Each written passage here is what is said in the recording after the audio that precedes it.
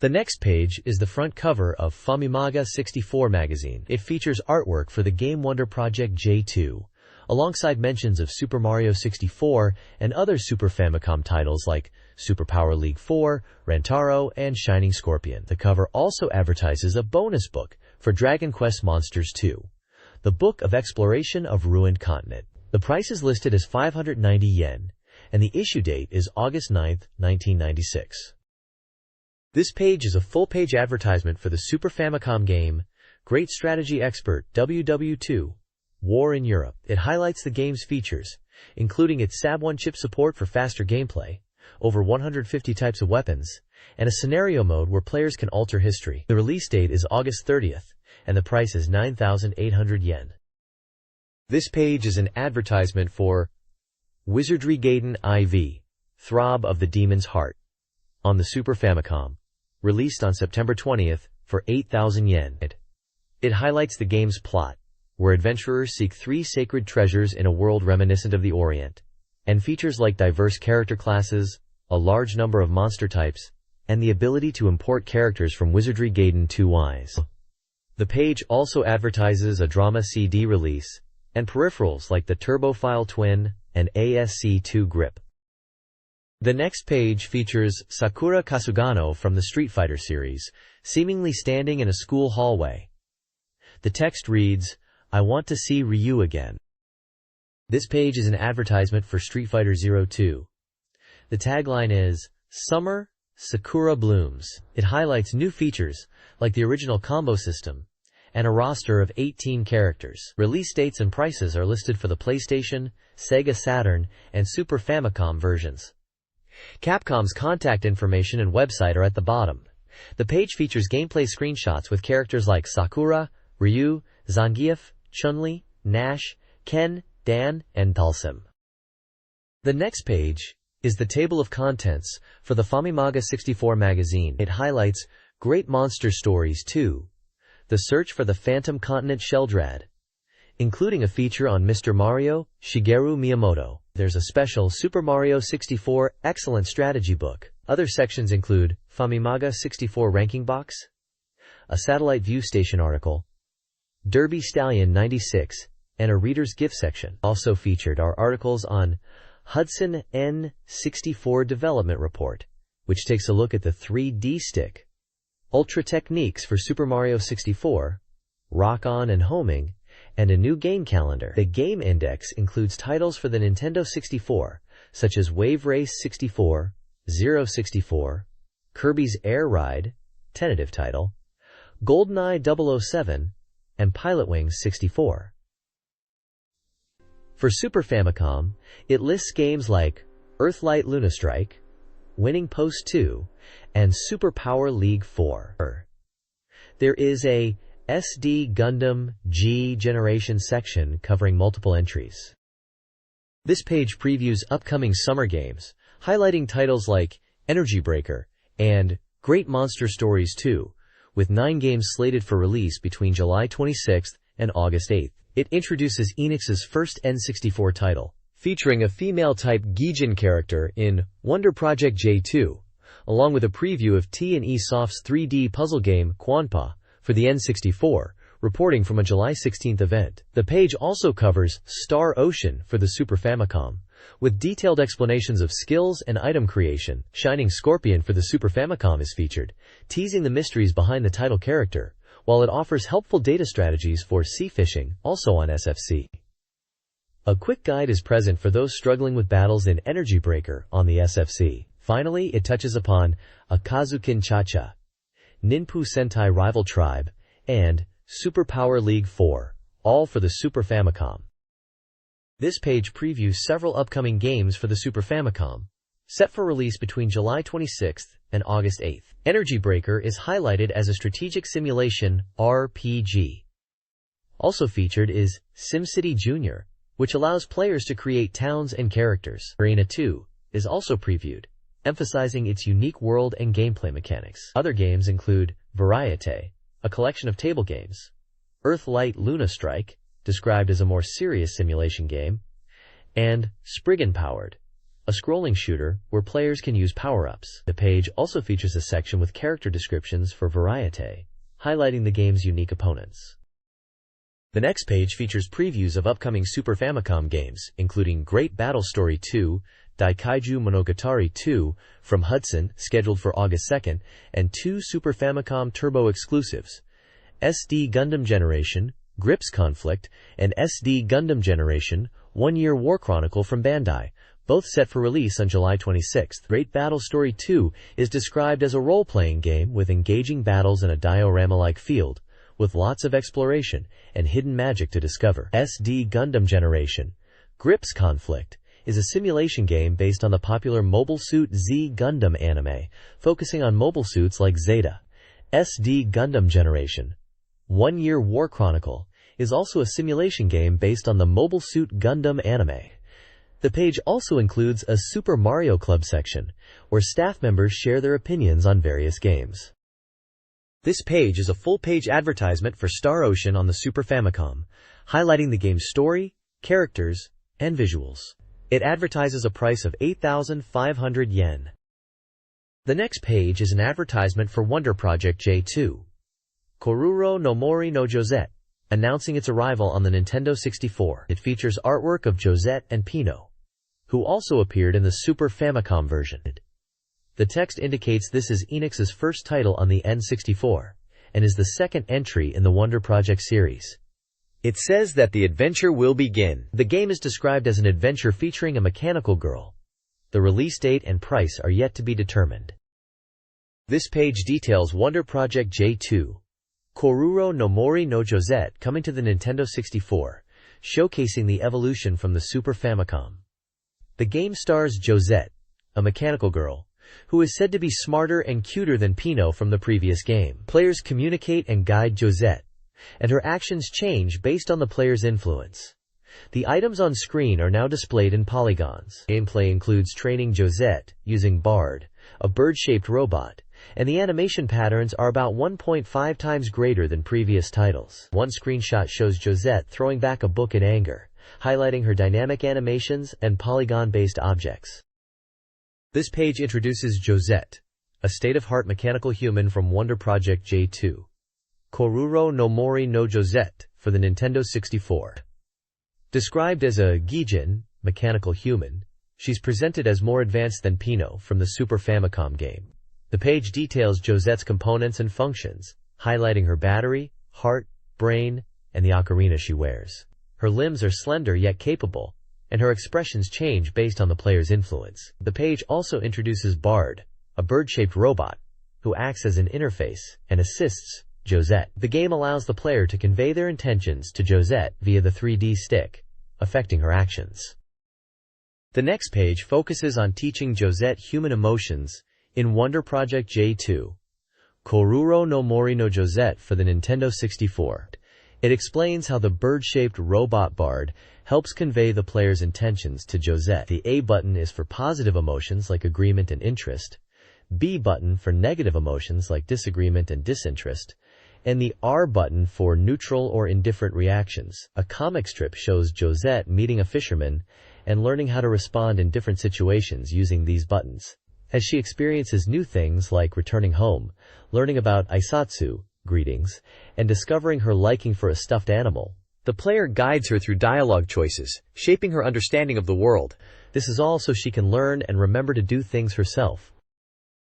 This page is from Wonder Project J2, Koruro no Mori no Josette, for the Nintendo 64, focusing on Josette's artificial intelligence and how she learns emotions. The page is titled Data File 02 and showcases various expressions of Josette, like anger, sadness, happiness, doubt, protest, distrust, and shock, displaying the wide array of emotions she can show in the game. It mentions that players can see an even wider variety of expressions than shown in the game. The next page delves into Wonder Project J2, Koruro no Mori no Josette, and how player interaction shapes Josette's personality. It shows screenshots of her in-game conversations, where she asks questions about the world, and shows various reactions depending on the player's responses, such as about Enix and company life. If ignored, she might even cry, showing the nuances of her AI. The page emphasizes that the player is her only support on the island, so they should treat her with kindness. This page is a data file for Wonder Project J2, Koruro no Mori no Josette, highlighting elements and characters within the game. It mentions a giant empire, the Siliconian, attacking Blue Land, and features a polygon-drawn fighting machine called Seba. The page also discusses the endless-seeming tunnel-like paths and the various locations, such as the hall. The game's producer, Hiroki Fujimoto, is interviewed, and he discusses the game's protagonist being a female character, the game's narrative structure consisting of 2 chapters, the focus on communication, and the events that happen along the way. He also states that the game includes about 20 events, and the release date is planned for 1996. The next page is an advertisement for the Nintendo 64 puzzle game, Quanpa, by T&E Soft. It highlights the game's colorful cube puzzle gameplay, where players connect cubes to clear panels. The page showcases screenshots of the game and features brief explanations of the color panels and life panels, as well as gameplay mechanics. The staff reviewer expresses enthusiasm for the game's chain reaction and 3D puzzle elements. The release date is stated as fall, but the price is yet to be determined. This page is a more in-depth guide to playing Quanpa on the Nintendo 64. Diving into tips and techniques for clearing panels and surviving longer. The page provides advice on strategically using color panels and essential maneuvers to master, emphasizing that color arrangements are key. It highlights 5 fundamental tactics, including using the L shape, double Ko formation, and other techniques. The reviewer encourages players to practice and learn the game's patterns, noting that once memorized, anything is possible. It mentions the importance of restoring health by clearing color panels, which can be critical for extending the game. The page features screenshots that visualize the gameplay, focusing on panel arrangements and the player's cube movement. The next page shows some of the game modes available in Quanpa. It highlights 4 modes, including 1, Pap Quanpa, which focuses on clearing panels to survive as long as possible and recover health by eliminating matching color panels. Higher scores can be achieved by creating chains, which also help in replenishing health. There's a section on how the game levels increase every 10 panels cleared, boosting the game's difficulty and changing the background graphics to different scenes, such as ruins and towers. Another mode is Versus Quanpa, a 2-player mode where players compete by clearing panels and attacking each other. Clearing life panels restores health and reduces the opponent's life. The page mentions strategically saving up power for attacks and choosing the correct color arrangements to boost power and damage. It also emphasizes that the path to victory is to collect color panels, while noting the importance of strategically using color panels to maximize attacks and restore health. This page is dedicated to Quanpa modes and gameplay mechanics. One mode focuses on clearing all 100 levels, where clearing panels helps the player survive. The number of stages is 100, and progress can be saved to a controller pack. Another mode features thunder panels that explode adjacent life panels of the same color, creating chain reactions. In Puzzle Quanpa, the number of moves to clear each stage is limited. Finally, practice teaches the game mechanics and allows players to learn strategy. The next page features an advert for the strategy guide of Star Ocean. The guide is a complete walkthrough to an unknown demon world, from Vaughn Kingdom to the latter half of the demon world, exploring without missing a single location and tracking. It contains detailed skill and item creation data. The price is listed as 8,500 yen, and it is a Super Famicom role-playing game with 48 meters of data.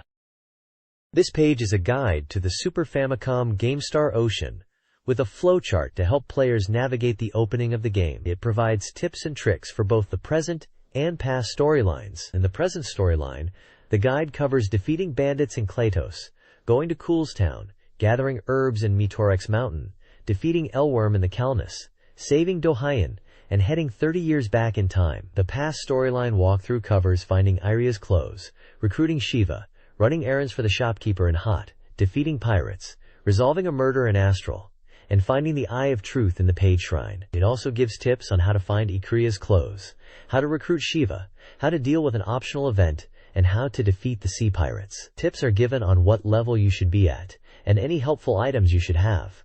There are also hints for finding the Eye of Truth. The next page is another guide for the Super Famicom game Star Ocean. This guide focuses on the events surrounding the crashed starship, including a flowchart showing the order of events: Trop, Portmus, the crash site, and finally heading to Van Kingdom. It details how to reach Van Kingdom from Trop, how to proceed after the starship crash, and how to prepare for the journey to Van Kingdom. It notes to stock up on equipment and skills in Trop. Once ready, players can head to Van Kingdom, find separated party members, and change the destination of the ship from the port. The page also includes a map of Trop with numbered locations that correspond to the shops. There is the Skill Guild, Peter's Item Shop, Morgan's Weapon Shop, and the Denis Shop. The prices and items sold are listed next to the map. This page continues the guide for Star Ocean, focusing on the town of Ekdart and surrounding events. It details finding party members Millie and Ronixis, and outlines two possible scenarios: one where Millie joins the party immediately, and another where she doesn't. In the latter scenario, the player meets Marvel and encounters the Crimson Shield Knight. After this event, Ronixis will tell the player where to find the ship. The page includes a map of Ekdart with numbered locations for shops: the Skill Guild, Osato Music Shop, Serena's Gem Shop, and Croissant's Bar. Details on the items and prices at each shop are listed. The next page details the town of Ios and Van Castle, providing maps with numbered locations indicating shops and points of interest. Tables list items, prices, and types of goods available at shops like the Skill Guild, Creator's Shop, Wells Edier, via Equipment Shop in Ios and the Boot Store Victor, Silver Equipment Shop and Jewelry Shop in Van Castle. The text also discusses the story, mentioning the need to collect 4 emblems and a conversation with the King of Van. It mentions a conversation about capturing the King of the Underworld to find the source of a disease, which will lead to a conversation with King Van. It also mentions finding a way to the Underworld. This page offers a walkthrough for the Trial Cave in Star Ocean.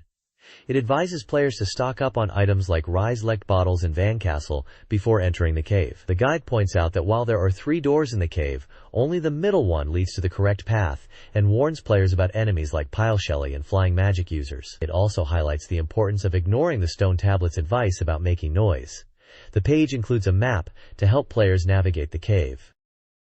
The next page details the strategy for the boss fight against Peloton in Star Ocean. It highlights that Peloton has 6,800 horsepower and is weak against fire. It advises players to defeat the 3 whispers that appear with Peloton first, as they have high attack power. Peloton is vulnerable to petrification and total attacks, requiring players to use Rise-Lect and liqueur bottles to counter. The page recommends cornering Peloton and using link combos.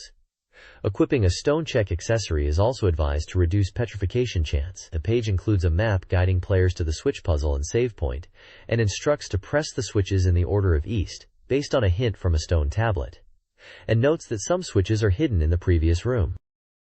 The next page showcases maps and shop inventories for the towns of Astral and Sylvolent from Star Ocean, along with the town of Doris. Astral Castle features a scene of the party inside, with a note stating that if Fia is in the party, she will wait outside. Sylvolent Castle shows the party receiving the Sylvolent emblem and Elder Key, essential for accessing the Sylvolent ruins. Doris is presented as a snowy town with numbered locations corresponding to different shops: a food shop, a junk shop, and a weapon shop, each with a list of available items and prices. Sylvolent Castle also has its own numbered shops: a skill guild, a food shop, a weapon shop, and a general store, with their respective inventories and prices detailed.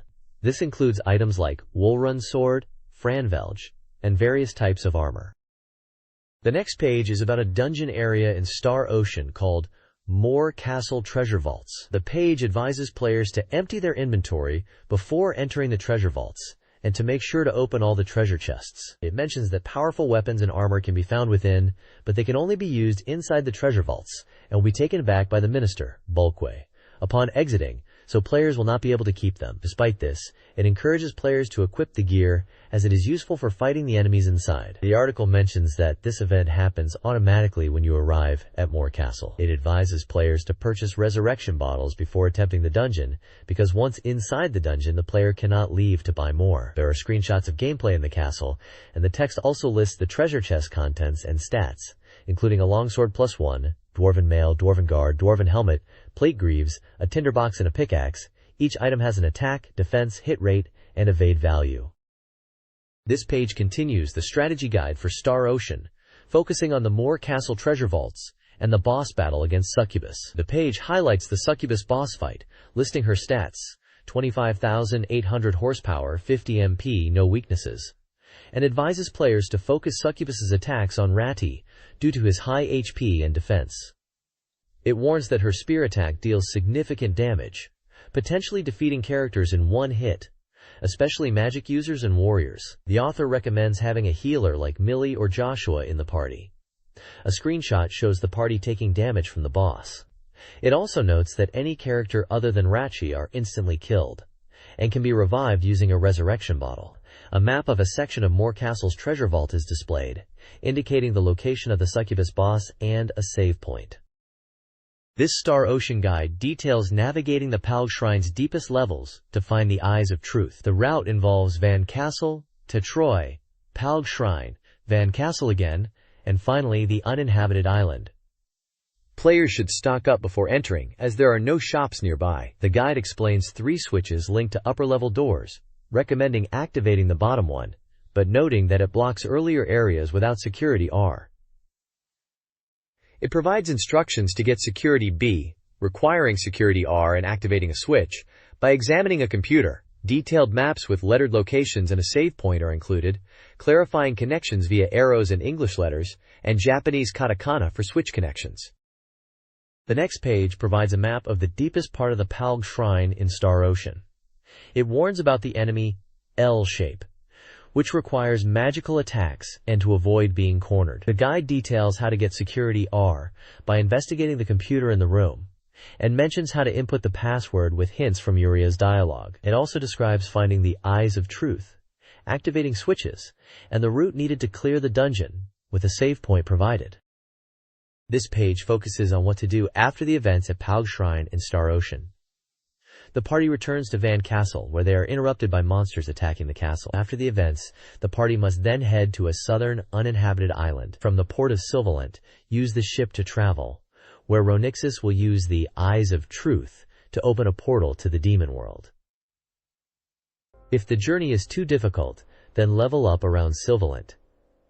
The page suggests visiting towns such as Sylvolent and Van to stock up on weapons and items such as blueberries and resurrection bottles before entering the demon world. The page also mentions the ancient ruins on Mt. Mestox, where stronger weapons and armor are available. In addition, there are events related to Marvel in the area. There is also a boss fight against a large rabbit called Punk Punk. Tanique is a character available at the place called Tatooine. In the game, you can recruit him to the party if it has less than 7 members. Also, there is an area on the east side of Sylvolent Castle where you can find strong weapons, armor, and the secret book of Eogria. You need the Elven key to enter this area. The next page is titled Creators Must See, Item Creation Reference Data Collection for the Super Famicom game Star Ocean.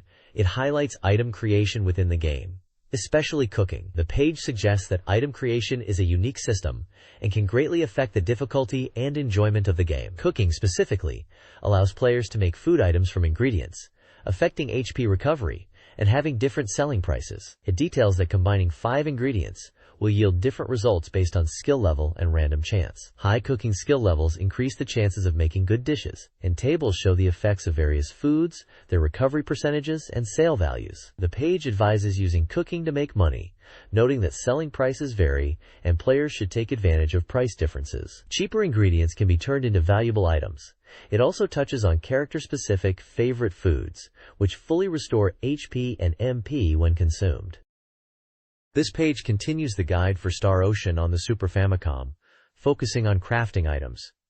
It details how to create accessories to enhance characters. It lists the materials needed for crafting, like ruby, sapphire, and gold, and the resulting items you can create, along with their selling prices. The accessories provide various benefits, such as reducing damage from enemy attacks, increasing stats, or granting special effects. For example, a ruby crafted into a shield ring reduces enemy direct attack damage, and a star ruby, crafted into a star crest, boosts MP. The page also touches on the importance of the dexterity talent for crafting, and it notes that iron can be used to make poison checks and stone checks. It suggests crafting cheaper iron into valuable items. This page continues the Star Ocean Guide, focusing on the customize and forging katanakaji systems. It explains that customize is a special technique only applicable to weapons created via forging. Forging requires a smith's hammer and involves combining a weapon with minerals to create new, powerful weapons. Forging attempts can fail, resulting in weaker Namasakura swords. It's noted that success rates are generally low compared to other item creation methods, and a high skill level, around level 8, is recommended. Smith's hammers can be purchased in towns. The page shows screenshots of the customized process with the character Joshua. Forging is also highlighted as a way to create stronger longswords, though it also mentions the need for the talent, and the appraisal skill. The page also lists skills that can be enhanced using penmanship, and gives the effect of penmanship. Finally, the page lists the contents of skill sets being sold at the skill guilds in the towns of Ekdart and Ionis, including the prices for skills such as knowledge, senses, technical, and combat. Ekdart has musical instruments, while Ionis has items related to creators. This page is about the Shining Scorpion Mini 4 WD car. It starts by claiming players can change their machines with Cyber 600. Then, it introduces the Shining Scorpion and how players can customize their machines in the game. There is also talk of a gold body promotion and how to get it by reserving the game. The page features screenshots of the game, including in-game sprites and the car's design. The next page advertises, "Let's and Go! Mini Yonku Shining Scorpion, a Super Famicom simulation RPG." The ad highlights the ability to customize cars and win a dough body by pre-ordering. The storyline involves the protagonist encountering Black Saber and the rivalry, with screenshots illustrating gameplay and the Black Saber car. The page notes that after the race, the player will receive a Shining Scorpion at the store, and asks the question of when this will happen. This page discusses Bakuso Kyodai Let's and Go! Eternal Wings, a Super Famicom simulation RPG. In RPG mode, players explore towns and gather information, while battle mode involves racing rivals. The town features locations like Tokichi's Game Center, where courses change. Characters such as Dr. Tsuchiya, Tokichi Mikuni, and the Takaba brothers appear. Players can consult the Mini 4WD library for information on parts, chassis, and characters. The town map includes a circuit indicated by a flag. Locations like the Roof Race Course and Sagami Model Shop are featured. The game also features newspaper articles and news relating to Mini 4WD. There is also a small advert for the game Let's and Go! Mini Yonku Shining Scorpion. This page covers the battle mode in Bakuso Kyodai Let's and Go!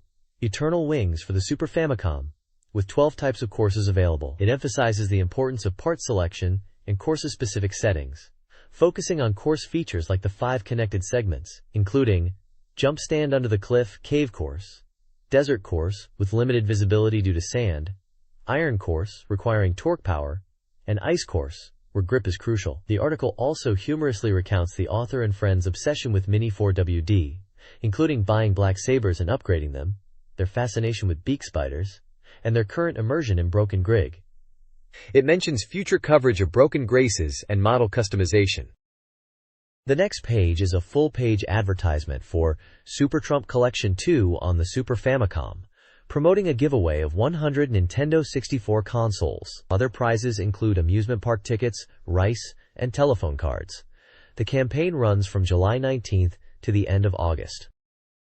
This page features a reader's request top 30 chart of games. Dragon Quest II for the Super Famicom tops the list, with Star Ocean in second place due to strong sales, and Mario Kart 64 ranking third. The article highlights that Dragon Quest II is still going strong, and Star Ocean is close behind.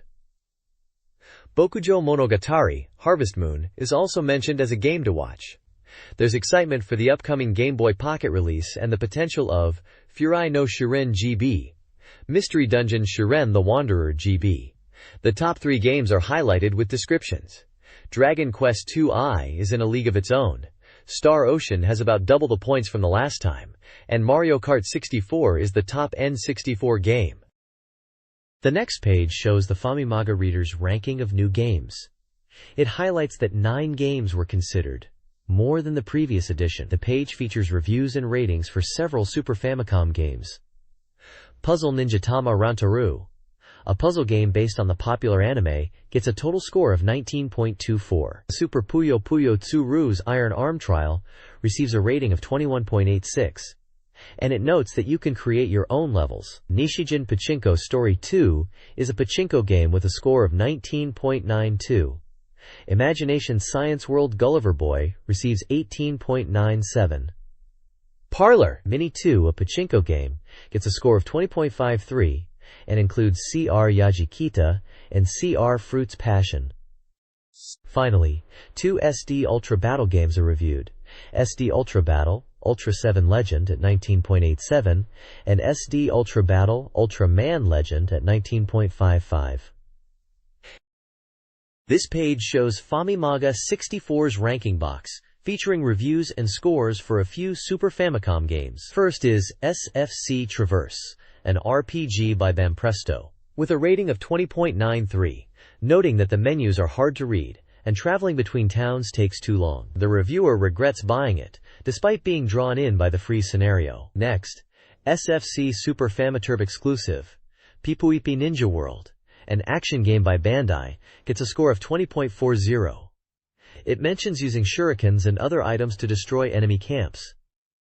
The magazine issue also focuses on Super Mario 64 and Pilotwings 64. Readers share their thoughts, with some praising the immersive experience of Pilotwings 64, with comments on the 3D stick controls, polygon graphics, and overall completion quality. One user even suggests a photo contest. Opinions on Super Mario 64 are also featured, with readers discussing the freedom of flying around and various aspects of the game. The page also shows a cartoon image of someone with text boxes. The page ends with a message encouraging readers to send in their opinions for the next ranking issue, and offers a special present, a special telephone card, to 10 people chosen by lottery. The next page features a weekly sales ranking from July 1st to July 7th and a follow-up from July 8th to July 14th, comparing software sales for the N64 and Super Famicom. Super Mario 64 for the N64 maintains the top position. For the week of July 17th, Super Mario 64 is at the top, followed by Pokémon at second. Third, there is Super Bomberman 4. Fourth is Fire Emblem, Genealogy of the Holy War. Fifth, Parlor Mini 2. Sixth, Super Mario RPG. Seventh, Treasure Hunter G. 8, Parlor Mini. Ninth, Pilotwings 64, and 10th, the most powerful Habu Meijin Shogi. For the week of July 814, Super Mario 64 remains number 1, with Pokémon at second. Fire Emblem, Genealogy of the Holy War is third, and Super Bomberman 4 takes the fourth spot. The reviewer notes the continued popularity of the N64's Super Mario 64, and also how the top-ranking SFC software remains the same, without any new releases. Pilotwings 64 and the most powerful Habu Meijin Shogi are mentioned as steady sellers, though their appeal might be limited to a specific fan base. New software releases are not expected, and the reviewer anticipates major releases in the coming weeks. Pocket Monsters is still a hit. This page is advertising Satellaview content, specifically a special Satellaview program focused on brain teasers and summer festivals, airing from July 28th to August 10th. The page features several types of quizzes that will be available during the broadcast, including Yanta Q, which is 4-choice quizzes, Moji Moji Q, which involves inputting answers using 50 kana sounds, 3x6 Q, where players select correct answers from a 3x6 panel, Quiz Q, which are 1-minute OX quizzes, Graffiti Q, involving mosaic images, Rira Q, which appear at midpoint of the broadcast, and Doramifa Q, which are intro quizzes. The broadcast schedule from August 4th to August 10th is listed, including programs like Takaraboon Cup Grand Sumo Satellite Location and BS SimCity Town Creation Tournament.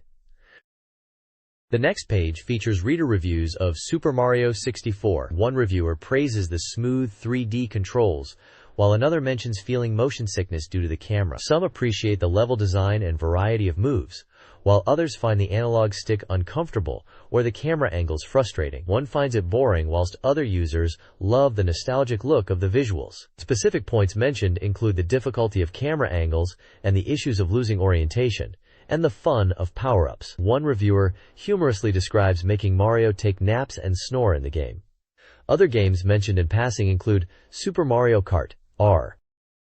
The next page is a full-page advertisement for the Super Famicom game Mini 4WD Shining Scorpion, a racing game based on the Mini 4WD toy cars. It features a promotional campaign where players can obtain a limited edition gold body for their Shining Scorpion by pre-ordering the game at official retailers. The advertisement shows a step-by-step guide on how to pre-order the game, collect a reservation ticket, and send it in with postage stamps to enter the campaign. The game is scheduled to be released on December 6, 1996, and will cost 9,500 yen.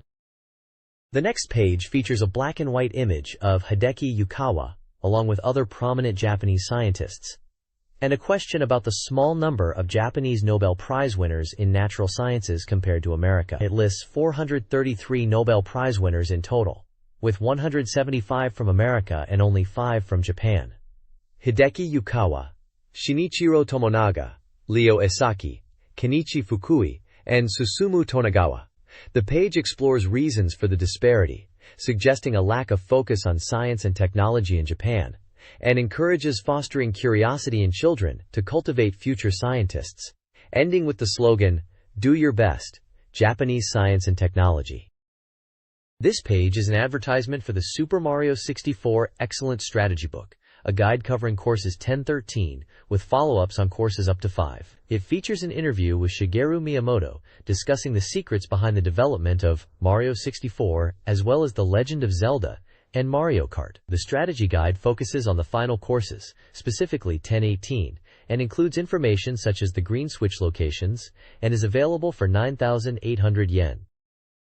This page is a strategy guide for Course 10 of Super Mario 64, Snowman's Land, focusing on obtaining the Power Stars. The guide details how to get the key from Bowser's in the basement to access the mirror room on the second floor, highlighting the importance of remembering what the Koopa says and searching for the painting that isn't reflected in the mirror. A star is located near this room and can be easily missed.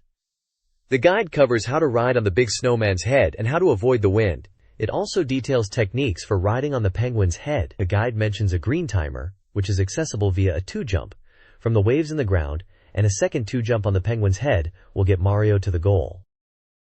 The next page continues the strategy guide for Super Mario 64, specifically Level 2, Cool Mountain, and focuses on obtaining Power Stars. It details how to defeat Big Bully, who resides on a special ring above icy waters, and how to drop him in the icy water to obtain the first star. The rings are icy and slippery, making it harder, so the guide suggests using a +B jump kicks to hit him into the water. It details a section with falling platforms on the way to a second star, and translucent walls that are difficult to see through, and a route through them. And after that, the last star can be accessed by climbing to the top and falling down, but states that if you can get onto the Big Bully, he might collapse, and you may get that star. This page continues the strategy guide for Super Mario 64, focusing on Level 2, Cool Mountain, and obtaining Power Stars. Star 4 involves crossing icy ponds, suggesting that while swimming and diving might seem like the obvious solution, exploring other avenues could be beneficial. The guide emphasizes that these ponds aren't just for swimming, and tells you to look at it from different angles. Star 5 involves collecting red coins while riding Koopa shells. The guide points out that some coins are placed on the water's surface, requiring a Koopa shell to collect them. Star 6 involves finding a star inside the snowman's house. This area is a maze, with ice-covered coins and a star. The guide suggests using a method that allows you to slip through anything and enter the snowman. The page also features information on enemies, including a coin-disguised enemy named Gamachi, and other familiar foes like Goombas, snowmen, and hee-haws. The guide notes that the names of monsters with a specific mark are names given by Famimaga 64. It mentions the ponds cause damage, and that the player should run through them. The next page in the Super Mario 64 guide focuses on Course 11, Wet Dry World, offering tips for navigating the level's water-based challenges. The guide highlights how the water level changes each time you enter the course, affecting gameplay. The page includes advice on obtaining certain stars, such as crossing lifts marked with arrows and hitting yellow blocks. It also warns players about the dangers of the spinning enemies. It also gives tips on how to get certain stars. It mentions crossing lifts marked with arrows is a good way to get the stars. The guide advises players to pay attention to water levels to their advantage, using blocks to reach higher areas, and avoiding enemy attacks. Additionally, it suggests that by hitting yellow blocks, you can access stars. The page features screenshots of gameplay, showcasing various areas of wet-dry world and highlighting key elements such as water levels, blocks, and enemy placements. This page continues the Super Mario 64 strategy guide, focusing on Course 12, Top of the City. The guide advises on how to reach the highest point in the course, which involves navigating past spinning enemies on narrow bridges and moving on rotating floors. Tips include being careful not to fall, especially on the bridges with spinning enemies, and suggests taking it slow. The guide also mentions a secret star that can be found by locating 5 secret spots in the level. Screenshots highlight these locations, and the guide urges players to explore thoroughly. The next page is a strategy guide for Super Mario 64, focusing on obtaining various stars within the Dire Docks course. First, the guide explains how to get the star above the metal mesh, which involves riding an elevator, performing a backflip, and using a Z trigger. It emphasizes speed and timing. Next, it describes how to keep the water level low to access certain areas, which involves hitting blocks and navigating through tunnels. Then, the guide covers finding red coins in Dire Docks, advising players to search thoroughly, especially for floating platforms and underwater areas. Finally, it explains how to find a shining star within Dire Docks, advising to explore the level and look for a hidden metal mesh. The page also includes tips for dealing with enemies like bombs and the Amembo-type Suisui enemies, suggesting how to defeat them. This page is a strategy guide for Super Mario 64, specifically covering Tall Mountain, also known as Tough Mountain. It highlights the level's steep climbs, tricky terrain, and mischievous monkeys. The guide details obtaining stars, such as hitting the yellow block at the summit and capturing a monkey to drop from its cage. It warns about the monkeys stealing Mario's hat and the need to retrieve it. The page also covers navigating the mountain, including crossing logs and climbing cliffs, and locating hidden stars. The page includes tips on dealing with enemies like the monkeys, noting their tendency to steal Mario's hat and the need to catch them to get it back. The next page continues the Super Mario 64 guide, focusing on strategies for obtaining specific stars and navigating the Tall Mountain level. It details how to collect red coins on top of the Big Boo's haunt mushrooms and notes the challenge of judging distances between them. It also explains where to find a hidden star that appears after collecting 8 coins and warns about treacherous terrain that might cause players to fall. The guide offers advice on completing the mountaintop slide, directing players to follow arrow signs, as the course isn't straightforward. It emphasizes that missing arrows can lead to dead ends, and that a 90-degree turn requires careful steering. The guide also tells you not to slow down. The next page continues the Super Mario 64 guide, with tips on navigating Tall Mountain. It explains how to enter the waterfall to get a star, noting that you can find a narrow bridge high up and see the star shining within the waterfall. It discusses using a cannon to reach distant mushrooms, mentioning the need to find red bombs and the cannon itself. A jump to the mushroom seems impossible, so finding that cannon is essential. It highlights the difficulty of judging the distance and suggests jumping from a higher point. It then mentions a failed attempt to jump and hit a stem. The last tactic is to try jumping from the side. Try from a higher location as well. This page focuses on the Tiny Huge Island course in Super Mario 64, Course 13. The page details how the size of the paintings affects the size of the course elements. Entering the smaller painting makes Mario large and the enemies small. Entering the larger painting makes Mario small and the enemies large. It explains that you can go to and from paintings using the pipes. It gives a hint about how to obtain the first star, which involves defeating 5 giant piranha plants. The page advises using a +B to kick them. It warns of fire from the piranha plants and falling into the water. The strategy involves finding the pipe after entering the small painting and then reaching the big painting.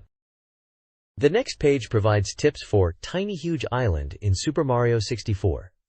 It describes how to obtain 3 of the stars, including Wiggler Race. For the first star, Mario enters the smaller painting to become big and climb to the summit. It also gives an overview of the Wiggler race. Finally, it describes where the secret locations are to obtain all 5 secrets. The page includes helpful tips for the Wiggler race and other challenges, such as defeating Koopa Troopa and the Clippos in his proximity. It suggests continuous jumps when racing against Koopa Troopa. There are also notes about switches and a section dedicated to the huge monsters in the level, especially the Paku Paku, likely referring to the big bully, advising caution as they can swallow Mario whole. This page continues providing tips for Tiny Huge Island in Super Mario 64, detailing how to collect the 8 red coins in the cave and how to defeat Irock. For collecting the 8 red coins in the cave, the guide mentions following a wooden bridge to find a suspiciously large hole. It directs the player to a room with the red coins, but warns that the camera controls are difficult in that space. To defeat Irock, the guide explains that climbing to the top of the net-covered cave reveals the boss. The strategy involves stomping on Irock's face and nose 3 times. The guide also warns that Irock gets faster with each hit and advises caution. Finally, it touches on enemies such as Togezo and Lakitu and their attack methods. This page from a Super Mario 64 guide focuses on strategies for Bow Bomb Battlefield, Course 1, specifically stars 5 and 6. The wing cap, obtainable after 10 stars, is crucial. Star 5 involves flying through 5 circular coin patterns in the sky, targeting secret points in the center of each circle. The guide provides detailed instructions on using the cannon for reaching floating islands, micro-adjusting flight, and retrying if needed. Star 6 requires 3 hip drops on a stake connected to a chain chomp to release the chain, causing it to destroy the cage and reveal the star. The next page continues the Super Mario 64 guide, now covering stages 2 and 3. Course 2, Batanking's Fortress, introduces alternative cannon usage to obtain the star. It details how to find a hidden cannon by scaling blocks and talking to a bomb buddy, then aiming to break a cracked wall concealing the star. It also gives a tip on how to slide off the castle after acquiring the star. Course 3, Jolly Roger Bay, focuses on 3 of the 6 stars, specifically stars 1, 3, and 6, providing strategies for navigating a sunken ship. Star 1 involves opening treasure chests in a specific order inside the sunken ship, while being careful not to run out of air. The page shows how to swim through strong currents, and the metal cap power-up, and the ability to activate a green switch to make it easier to get the star. This page continues the Super Mario 64 guide, focusing on the stages Cool Cool Mountain and Big Boo's Haunt, offering tips for stars 4, 3, and 5 respectively. Cool Cool Mountain focuses on the red coins in this level, pointing out tricky locations where they might be missed. It describes the starting point near the hanging bridge, diving down the slope, and various spots such as the gondola arrival point, the penguin's pond on the slider course, and the middle of the mountain near the hanging bridge. Big Boo's Haunt gives a hint on how to get star 3 and star 5, and describes the correct order to press the bookshelves in one of the rooms in the mansion, the use of wall jumps and the body attack to extend jumping distance, as well as a tip for using the Lakitu camera to find a star. It also gives a tip to use the long jump to jump to the roof, and where to perform a side somersault to reach a star on the roof. Finally, it gives a tip to defeat the boss of the balcony to release a star. The next page features Super Mario 64, focusing on the metal cap power-up. It details how to access a secret course in Course 6, Hazy Maze Cave, and how to use the Metal Mario transformation. The page gives instructions on how to reach the metal cap switch, enter the Metal Mario form, and traverse the course, including navigating the waterfall area, hints on when to transform into metal, dealing with the water's current, as well as hints to collect the 8 red coins to get a star. This page is an interview with Shigeru Miyamoto, the creator of Mario, discussing the development of Super Mario 64 and future 64 titles. The page features the title Mario 64 Development Secrets and Future Len 64, and includes screenshots from Super Mario 64 showing Mario with a rabbit. The interview discusses the origins of the game, how it evolved from SFC Super Famicom ideas, and the initial concept of Mario interacting with a rabbit in a castle's basement, the development process involving character design and camera implementation. Miyamoto mentions that the development of the game took around 56 years overall, with about a year spent on the basics before getting into the details. He also touches on the world design, creating the core elements first and then building around them. The next page continues the interview with Shigeru Miyamoto about Super Mario 64. The page is titled Action aims and camera mechanism. Miyamoto discusses the importance of Mario's actions being at the core of the game's design. The accessibility of actions with simple controls is highlighted, and the challenges of camera implementation are also covered, particularly in confined spaces. He mentions the use of the Lakitu camera system and touches on the differences between the Japanese and American versions of the game. Screenshots on the page showcase various gameplay elements of Super Mario 64, including Mario's health meter, star count, and in-game environments showing a fight with Bowser. There's also a small section discussing the message differences in the overseas version of the game and the cultural nuances between Japanese and American sensibilities. This page features an interview with Shigeru Miyamoto and focuses on upcoming Nintendo 64 titles, particularly Super Mario 64, Wave Race 64, and The Legend of Zelda. Miyamoto discusses changes made to the upcoming Zelda title, including elements borrowed from the development of Super Mario 64. He mentions that some features from Zelda were used early on in Mario and vice versa, noting differences between the titles, but ensuring Zelda maintains its unique system. The interview also covers Wave Race 64, highlighting its planned release and focus on water physics. Miyamoto explains the effort put into creating realistic water movement, which led to the change from boats to bikes in the game. The interviewer notes the water graphics look good even at this stage of development. There are screenshots of Wave Race 64, showing gameplay footage with a racer on a jet ski. Also a Mario Kart 64 screenshot, showcasing the 4-player mode. The next page features Star Fox 64, Zelda 64, and Mario Kart 64. Miyamoto mentions Star Fox 64 and how clean the graphics look. He also talks about Zelda 64 and how the 64DD version will be a 3D action RPG. Additionally, there's discussion about the character selection in Mario Kart 64, mentioning that the characters might change. Miyamoto notes the importance of 3D sticks in the game and that it's a secret how they will be used.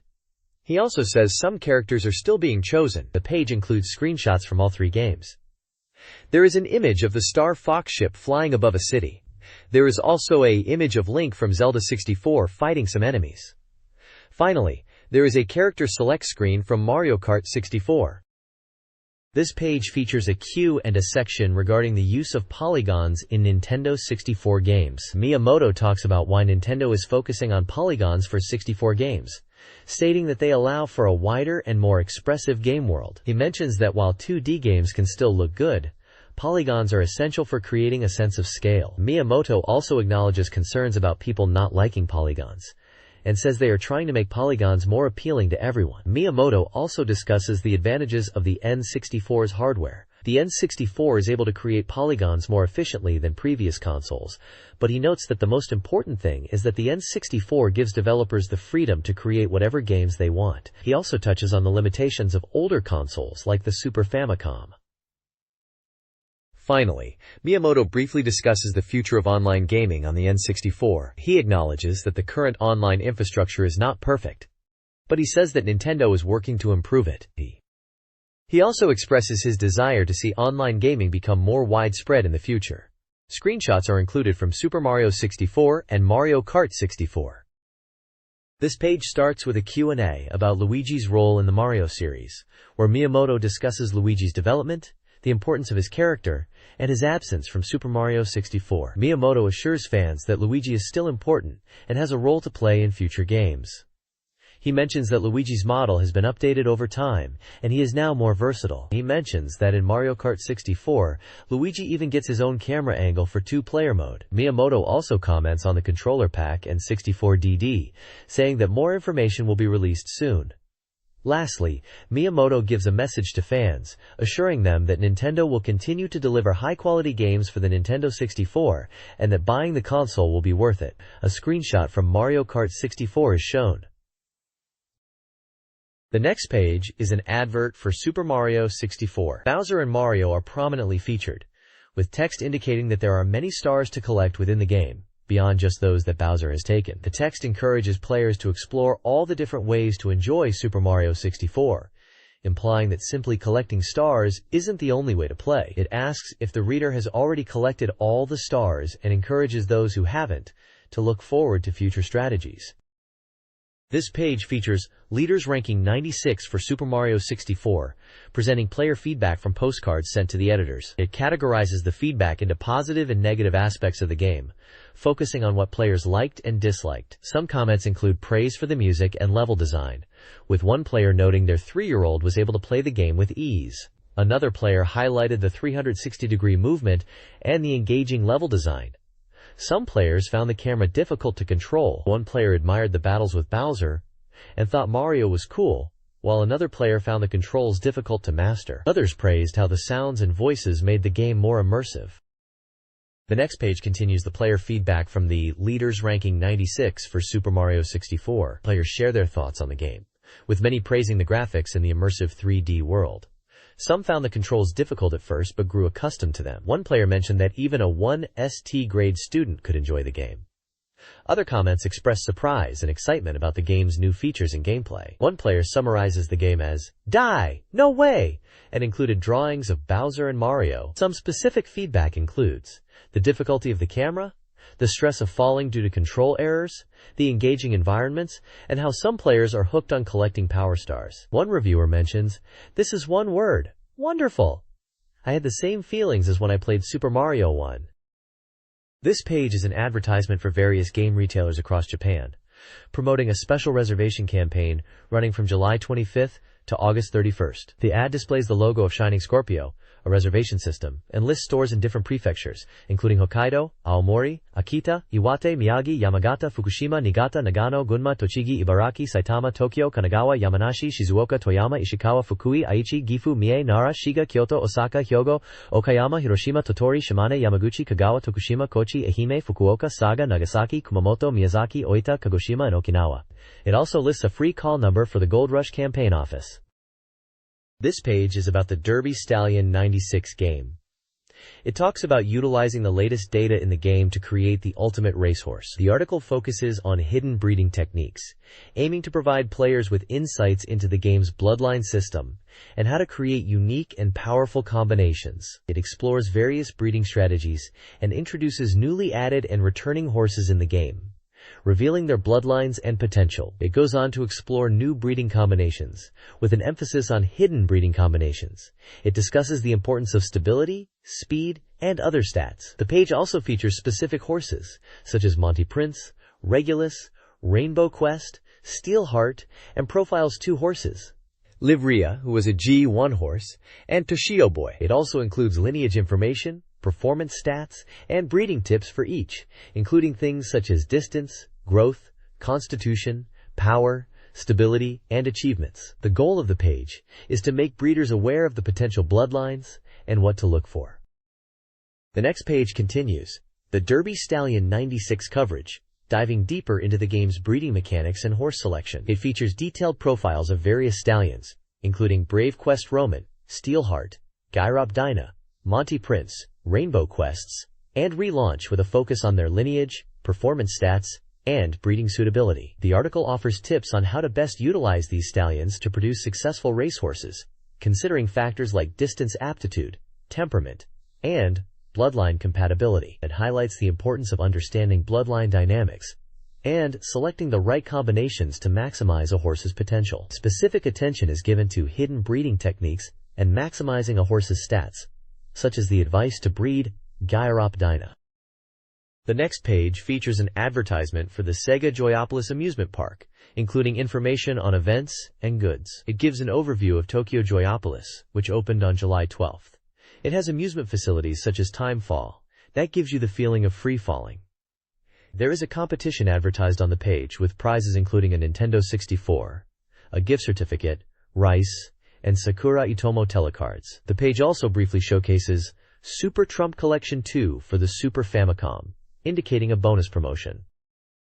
This page is a CD, video, and book catalog, starting with Street Fighter 02 Remix and Street Fighter 02 Gaiden, Sakura, the most dangerous high school girl. It advertises Tokimeki Memorial Piano Collection, featuring arrangements from the game, and Key the Metal Idol Ver .13 feet Virus 2.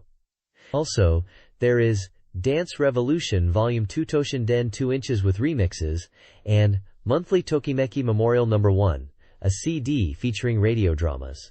A video release of Ranma 1/2 13 is advertised, plus a guidebook for Jikyu Powerful Pro Yakyu 96 Opening Edition. There is an advert for PC Screensaver Sparkling Jewel Box, a collection of screensavers for Windows 95 featuring the characters from Tokimeki Memorial, which will be released in September. The bottom of the page highlights a national shogi, Japanese chess, camp, and contains information about the camp.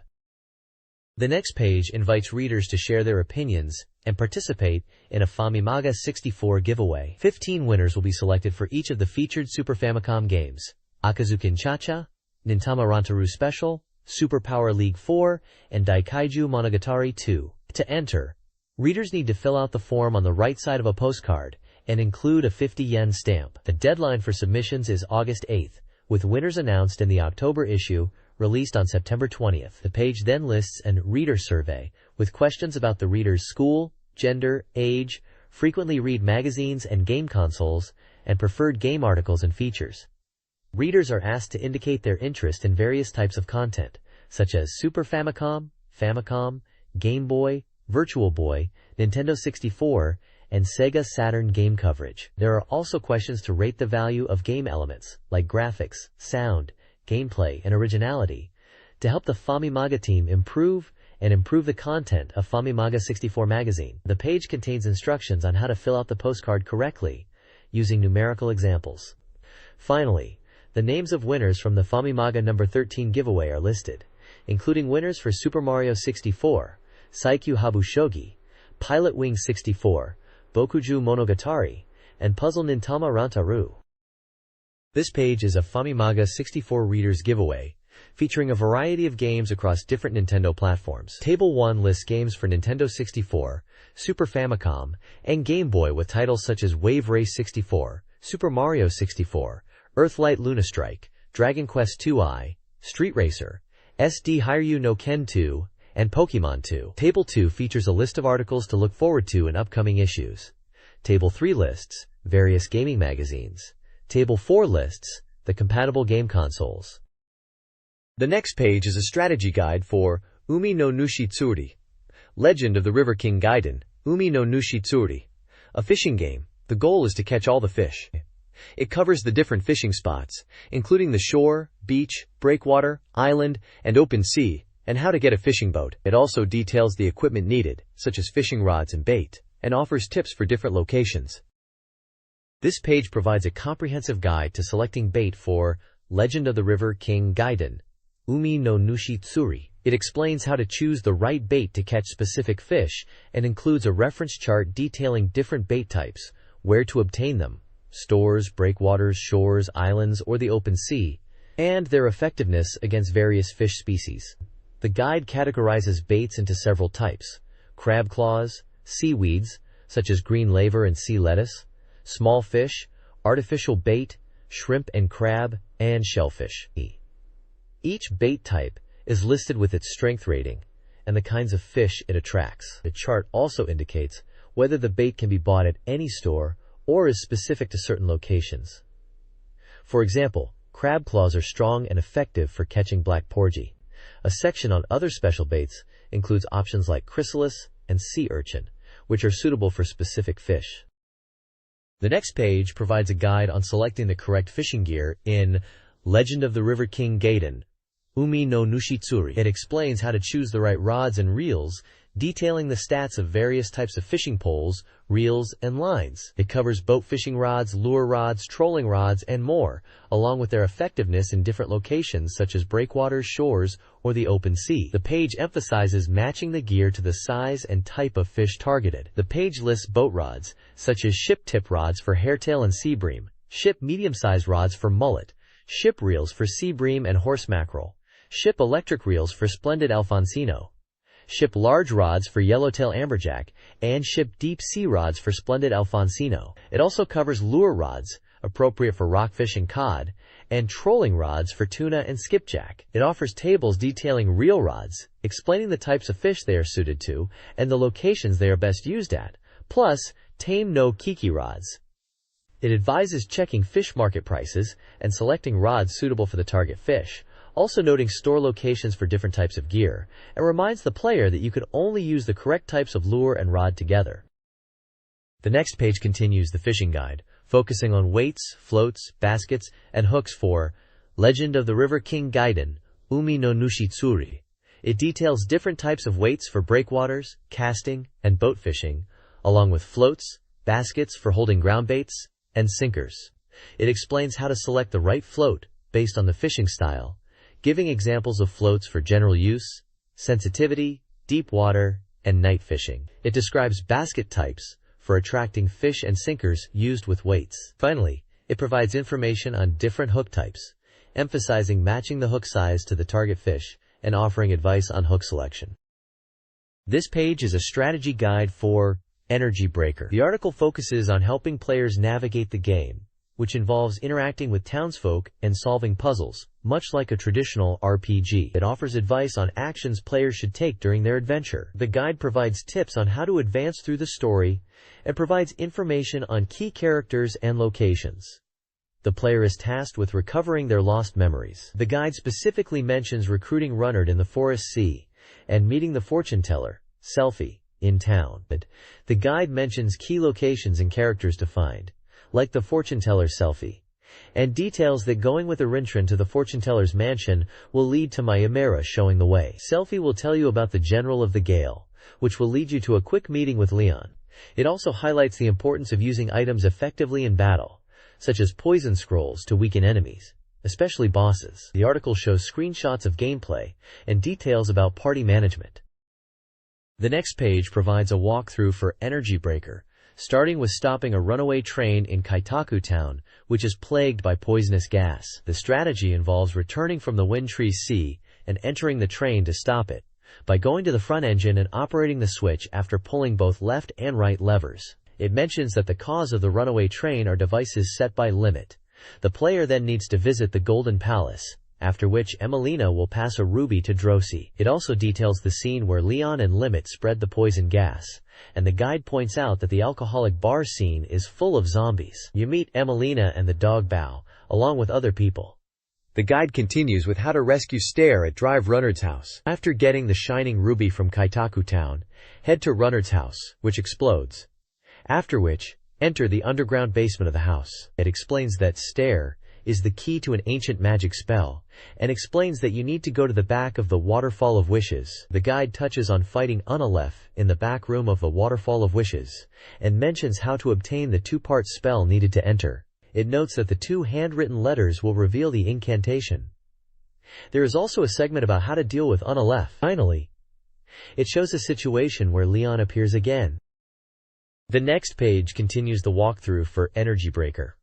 It details the next steps after hearing a woman's voice at the construction site, confirming a rumor. The walkthrough involves going to the construction site where a woman's voice can be heard, and you can meet up with Stare after entering. The strategy involves battling through the construction site, defeating enemies to advance, and eventually facing the boss of the area after defeating a giant mech at the Limit's underground factory.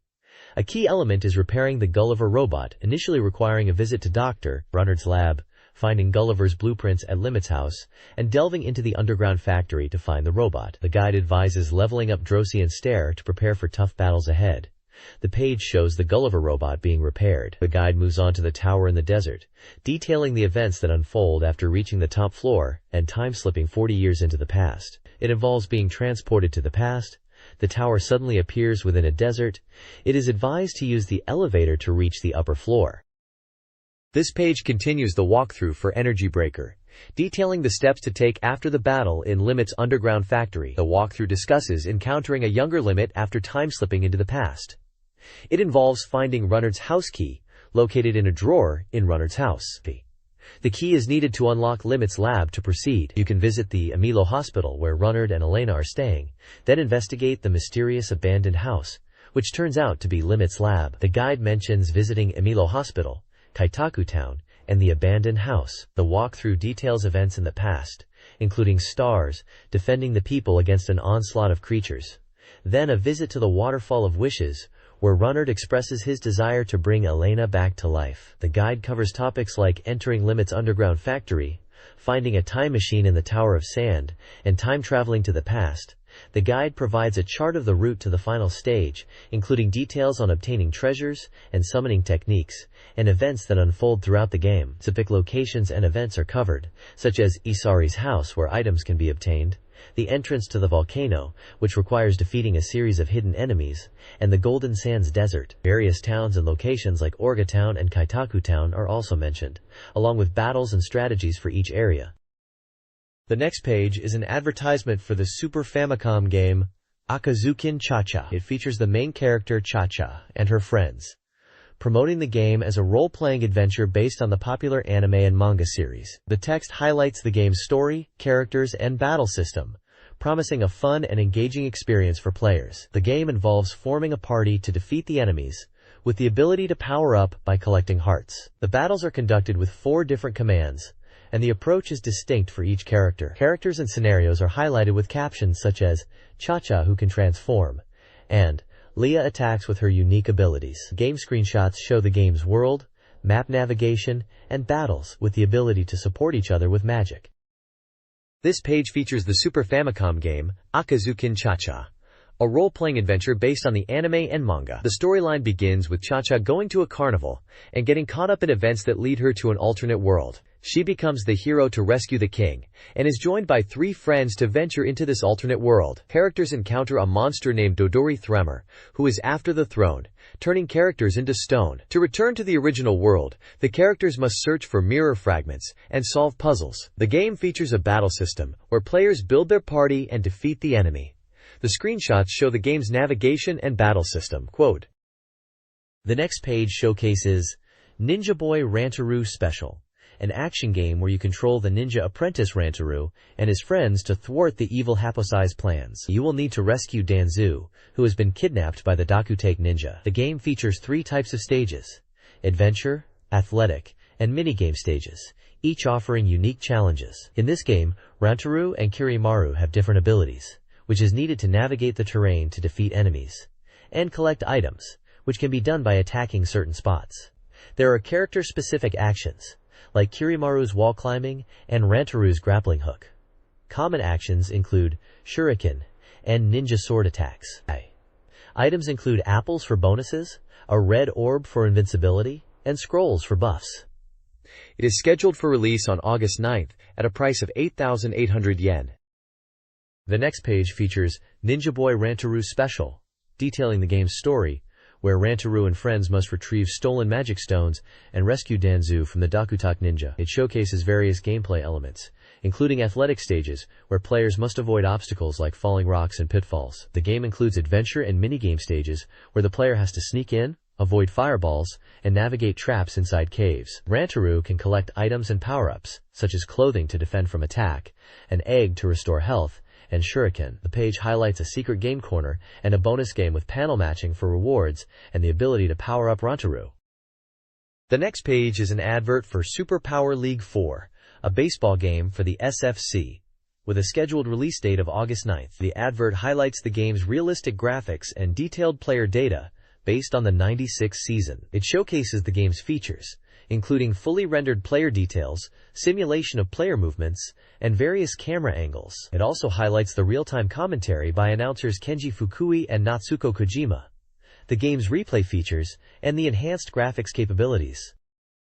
This page introduces Super Power League 4 for the Super Famicom SFC, highlighting its game modes: Open Game, All-Star, Pennant Race, Race, and Edit modes. The Open Game mode allows players to engage in a single match, selecting any team, regardless of league affiliation, or using custom teams created in Edit mode. The All-Star mode assembles popular players from both leagues, offering the option to customize teams with preferred players. The Pennant Race mode lets players lead a chosen team through a season, aiming for the Japan Series. The Race mode features home run and pitching contests, including a Dr.esque mode, challenging players to strike out consecutive batters. The Edit mode allows for customization of team lineups and player positions. The page also mentions a Watch mode for simulated games, and Setup mode for adjusting game settings like innings and difficulty. Screenshots showcase gameplay, including in-game statistics and action shots. A contest called the SPL4 tournament is announced, offering participants a chance to have their names registered in the game.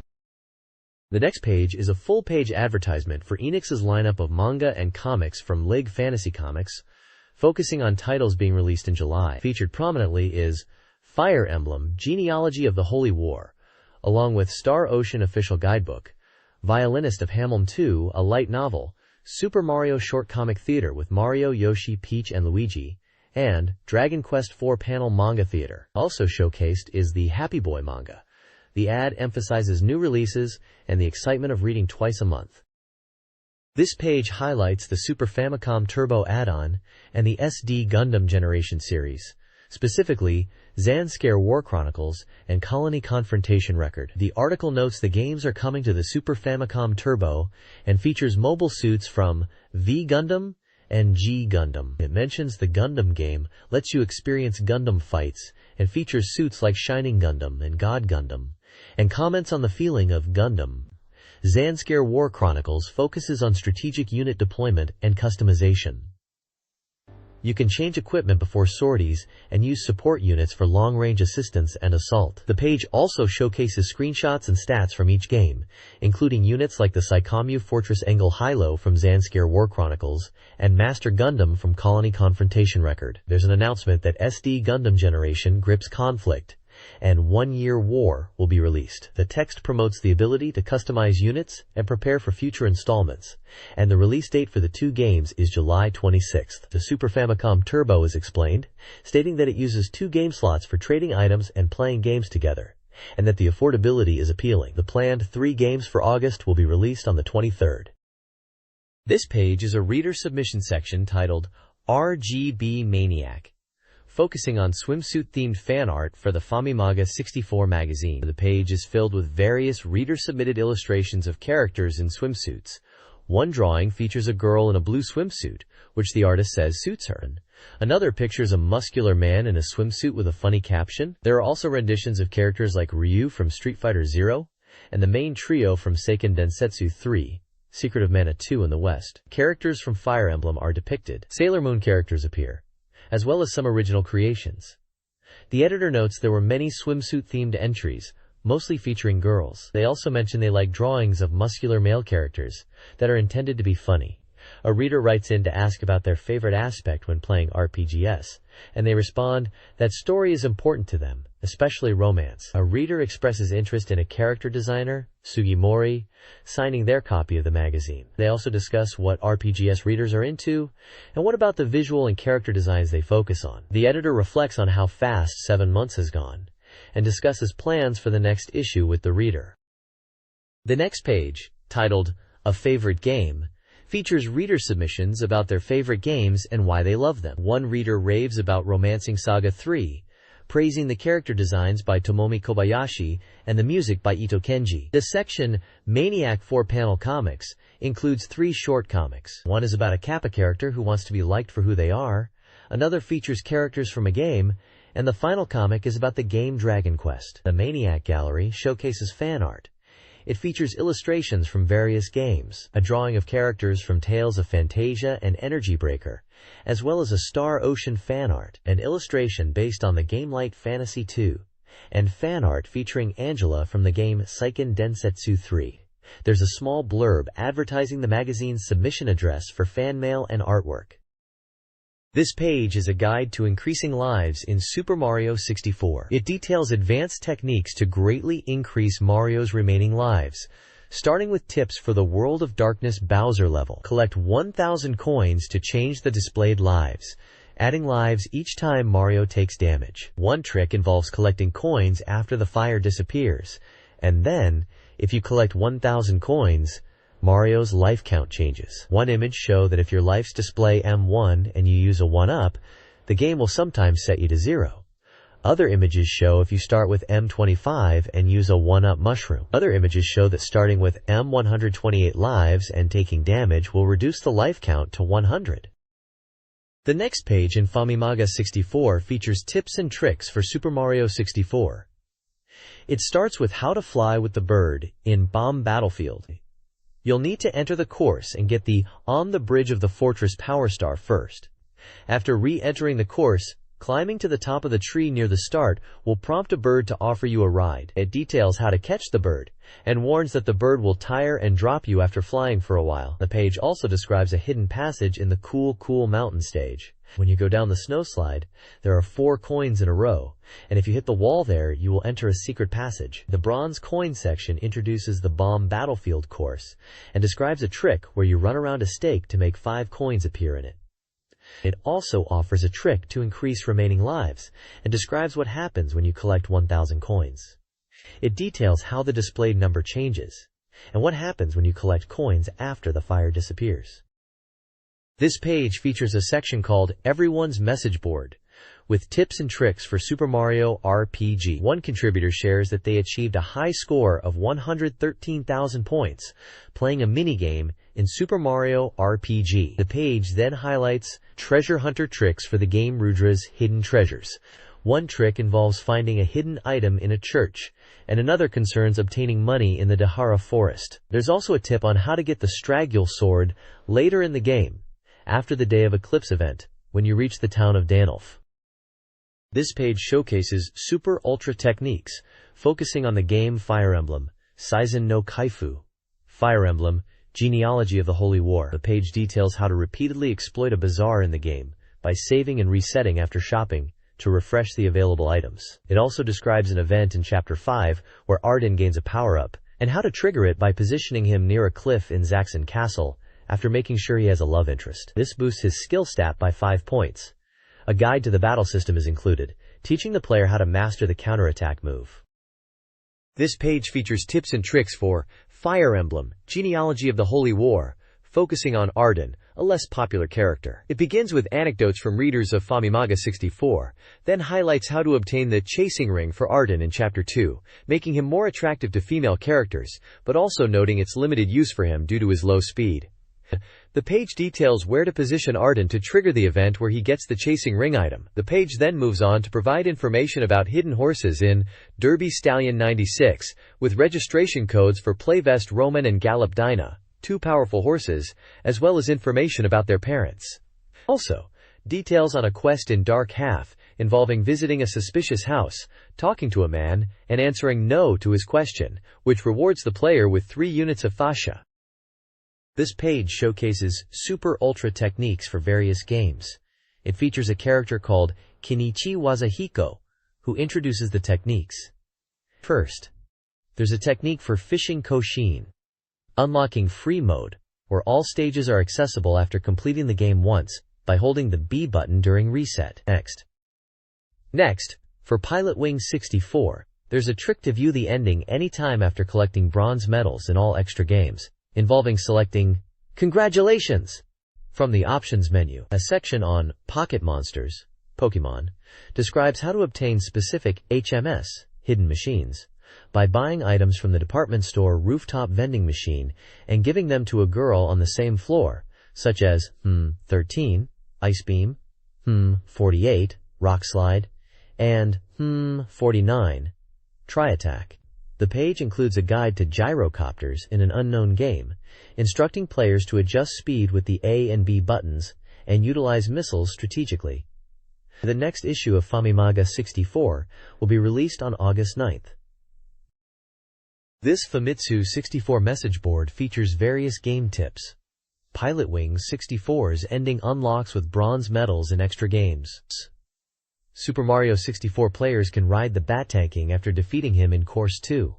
A Super Famicom game, Supa Natso Puyotsu, allows background control via D-pad. Another unspecified Super Famicom game involves a bird becoming double-sized by visiting specific floors in a tower. Treasure Hunter day tips include jumping for items and saving beyond walls. Finally, Supa Natso Puyotsu lets players turn enemies into ghosts in Rulu's Iron Arm Flourishing Diary by using specific actions.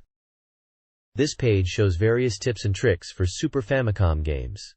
Techniques. Treasure Hunter, G. Find a smelly item by searching in a specific location. Get a thank you gift for defeating the bees in the village. Change direction on the spot to avoid being caught from behind. Fire Emblem, Seizen no Kifu, Genealogy of the Holy War. Trigger a love triangle event to get into a dispute. A soldier's soliloquy can be triggered by waiting on the right side of Evan's castle in Chapter 2. The page also lists the winners of the Usotech contest and the prizes for each rank. The final round had 1,500 entries, and the winners were decided. There is also an advert for a fax number to send the information to. The winners of the contest number 13 include various names from different areas, such as Iwate Prefecture, Chiba Prefecture, Tokyo, and other regions of Japan. The next page is a feature interview with Mr. Shinichi Nakamoto, the executive director of Hudson, regarding the potential of the Nintendo 64 and Hudson's plans for it. The interview touches on Hudson's upcoming N64 titles, including Kindaichi Shonen no Jikenbo, working title, Bomberman, working title, and Super Power League 64. Nakamoto mentions that Hudson is still exploring the possibilities of the N64 hardware and how it can be used to create interesting games. He elaborates that unlike other consoles where the hardware is fixed, the N64 allows for more flexibility and customization, enabling programmers to push the boundaries of the system. He also references Super Mario 64 as an example of a game that utilizes the N64's capabilities effectively, highlighting the importance of programmers understanding the hardware's potential and utilizing it in creative ways. The page has a screenshot of Super Mario 64 to highlight what Mr. Nakamoto is referring to. This page continues the interview with Hudson's Shinichi Nakamoto, discussing the Nintendo 64's potential.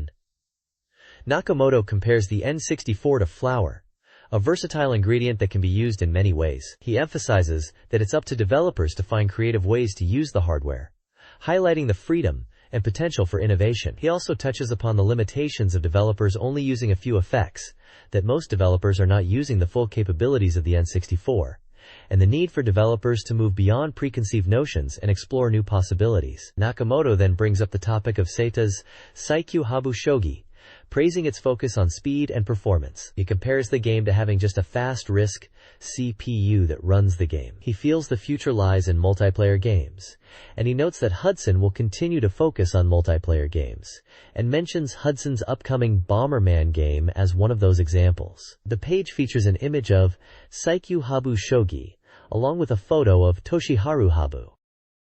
The next page features Shinichi Nakamoto from Hudson, continuing to discuss the Nintendo 64's potential. He refers to the feel input as a way to express more subtle actions in games, in the same way he presses a button with more or less pressure in real life. He compares the 3D stick to a potentiometer, which was used on old radio-controlled cars, and how you can use the sensitivity of the analog stick to simulate different feelings from the character. The discussion then turns to how the 3D stick can be used to enhance gameplay. Nakamoto suggests that by analyzing a player's emotional state through their controller inputs, games can respond accordingly. He gives examples, such as a racing game where the car spins out due to the player's nervousness. The page features a low-poly CG image of Bomberman, along with an image of the N64 controller. The text highlights the main point, that the software developer has a big role to play in how the 3D stick is used. This page continues the interview with Shinichi Nakamoto from Hudson, discussing the potential of the Nintendo 64. Nakamoto discusses magnetic discs, suggesting they could allow players to polish their software, improving it over time. He believes that rewriting game data could lead to new ideas and transform existing game concepts. He also touches on the idea of different character types, suggesting that even simple characters could be made more expressive through advanced techniques. He mentions that for the N64, they are considering using magnetic discs for large RPGs. He believes that data could be rewritten, such as move powers, to create a more immersive gaming experience. He notes that the magnetic disc gives flexibility. For example, a person can learn a new move, or change their style through training.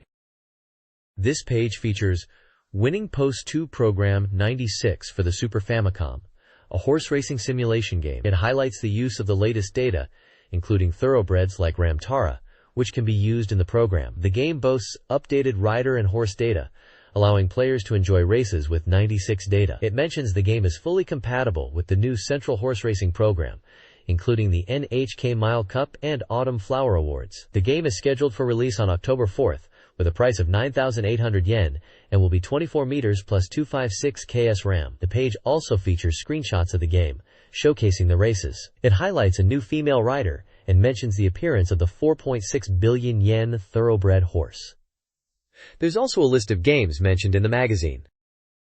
The next page focuses on Street Racer, a car action game for the Game Boy that offers 3 different styles of gameplay. It features street race, soccer, and rumble modes, allowing players to enjoy races similar to Fry 1 games. The game emphasizes car action, with the ability to bump other cars off the course. In soccer mode, players can enjoy car soccer, with the option to use bats and pickaxes to attack opponents, while the rumble mode is all about vehicular combat. The characters in the game have unique speed and attack stats. The page also highlights the Pachikun series, which is being compiled into 1 Game Boy cartridge, containing 3 previous Pachikun games and the new Pachikun Kirasle game.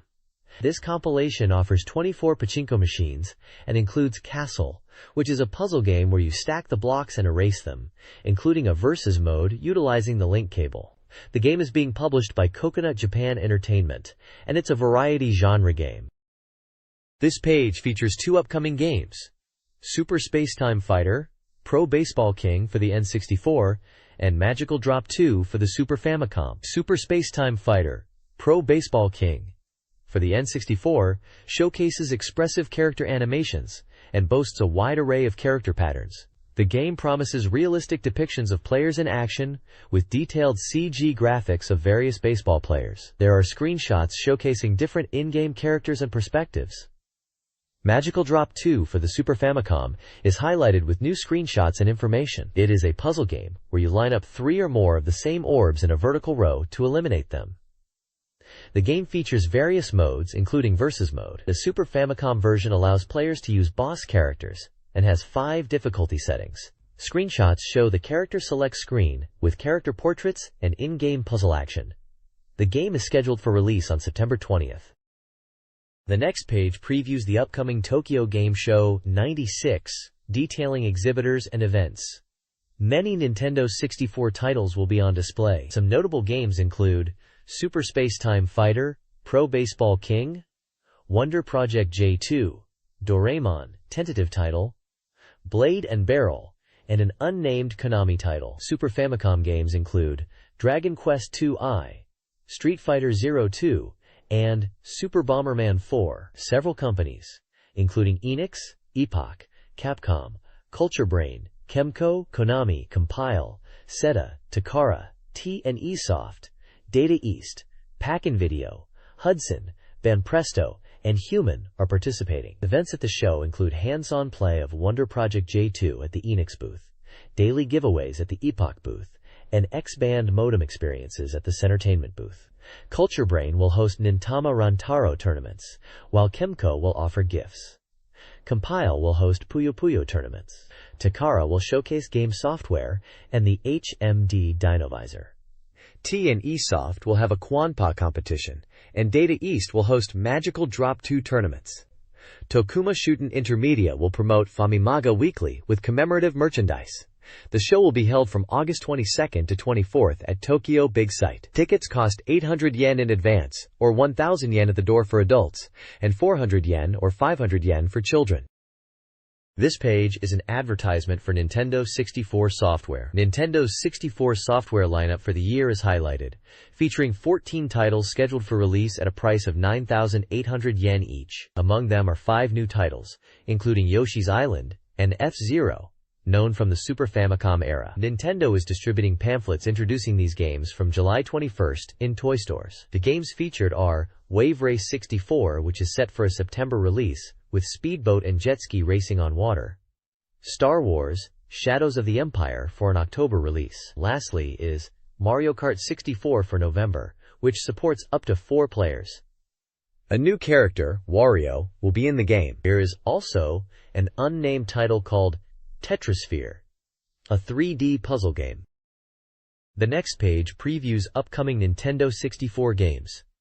GoldenEye 007, a gun shooting game based on the movie, putting you in the role of James Bond. Last Core, tentative title, a game where you control vehicles like bulldozers to clear a path. Body Harvest, tentative title, is an action game where you fight insect-like aliens.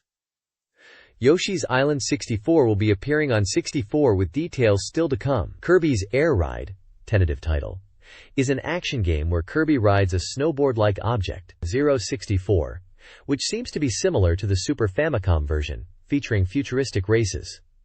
Golf, tentative title, features 3D courses and camera work. Climber, tentative title, is being developed by DMA Design, who are also working on Body Harvest. Star Fox 64 is a 3D shooting game with land, sea, and air battles. Buggy Boogie, tentative title, where players battle each other with armed buggies. Lastly, there is an announcement about Pocket Monsters 2 for Game Boy with details coming soon. This page is a release calendar for upcoming games on various platforms. For the Nintendo 64, some games are listed with tentative release dates, like Wave Race 64, Star Wars, Shadows of the Empire, Tetrasphere, GoldenEye 007, Blast Corps, Body Harvest, and Mario Kart 64, all priced at 9,800 yen and published by Nintendo. Release dates are listed for December as well, and titles yet to be announced are mentioned. Some titles with no release date are listed, such as Dynamite Soccer, Chowkukan Nighter Pro Yakyu King, Multi-Racing, Wonder Project J2, Doraemon, Goemon Adventure, and Golf. For the Super Famicom, games include Renas 2, SimCity Jr., Energy Breaker, Spriggan Powered, Earthlight Lunastrike, and a collection of table games, including Shogi, Mahjong, Hanafuda, and Tussaid. SD Gundam Generation is also listed. The next page reveals upcoming games and promotions from Famimaga 64 magazine. It features a comic strip featuring a character named Biveke, and there's a preview of the next issue which will focus on the Nintendo 64 game lineup and include a strategy guide for Nintendo games. There's a release calendar for Game Boy titles like Momotaro Collection, Neketsu Samurai Spirits, Street Racer, Super Chinese Land, SD Hiryu no Ken 2, Puzzle, Virtual Hiryu no Ken GB, and Mystery Dungeon, Shirin the Wanderer GBs. Virtual Boy games are listed with release dates, including Doraemon, Starseed, Proteus Zone, Out of the Death Mount, Shin Nippon Pro Wrestling, Bound High, Virtual Double Yakuman, Virtual Gunman, and Virtual Block. There's a re-release announcement for Space Invaders and SimCity Jr. on Super Famicom. The page also mentions a Fanta promotion, where you can win a Nintendo 64 or game software by collecting the appropriate number of stickers. This page is a full-page advert for Konami, featuring a baseball character wearing a cap with a K on it and the Konami logo at the top. It includes contact information for customer support and highlights that the product is made by Diamond Head Production. The next page is an advertisement for Jikyu Powerful Pro Yakyu 96 Kaimakuban, Live Powerful Pro Baseball 96 Opening Edition by Konami. It boasts updated data for the 96 season, features a cartoonish baseball player character, and screenshots from the game itself, showcasing gameplay and character development. It also mentions a guidebook for the game, and has an image of a girl who is apparently the 96 Konami image girl, Mie Kuribayashi. The advert highlights the game's League mode, which allows for up to 6 players, and an arranged team mode where players can create up to 14 custom teams. The bottom of the advertisement details Konami's contact information and copyright details. Quote, "This page is an advert for the Game Boy Pocket. It highlights features such as its small size, lightweight, and ease of visibility. It mentions that it is available in 5 colors and launched on July 21st.